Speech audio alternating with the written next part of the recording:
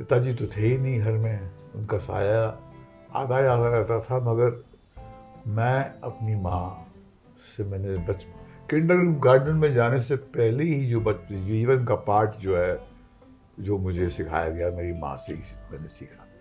और घर में बहनें थी, तो मुझे औरतों की बात मानने में या उनसे ऑर्डर लेने में बिल्कुल प्रॉब्लम नहीं होता था।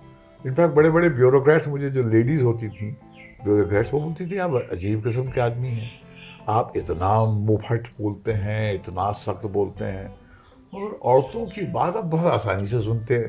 तो मैंने वो संस्कार बचपन से, और फिर देखिए कुदरत ने 3 बेटियां दी। मैं तो बोलता हूँ I am the proud father of 3 daughters, don't mess with me. बेटा भी जो है वो भी अपनी शर्तों पे काम करता है, उसको इंडस्ट्री की तरफ को ज़्यादा कोई इंटरेस्ट नहीं था, तो फिटनेस गुरु है वो।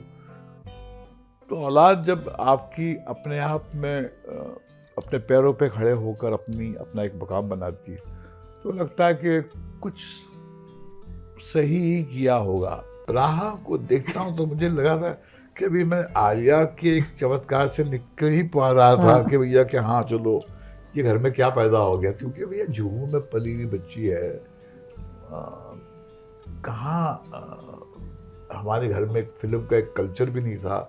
हमारे घर पे फिल्म लोग की जो पर्सनैलिटीज़ का आना जाना भी बहुत कम था। जब काम से कनेक्टेड होते थे कभी कभार कुछ लोग आते थे, तो हमारे यहाँ पार्टी वार्टी भी नहीं होती थी। तो ये इसने कब सीख लिया ये सब कुछ। जमुना भाई में जाती थी, घर से 3 मिनट की दूरी पर घर आ जाती थी। तो ये कब, जब मैंने इसकी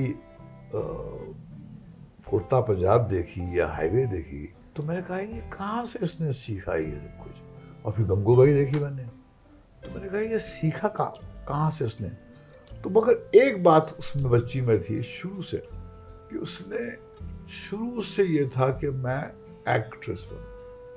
माई daughters have given a new sheen to my wrinkles. मेरी झुर्रियों में एक चमक है, वो चमक जो है मेरी बेटियों की वजह से है।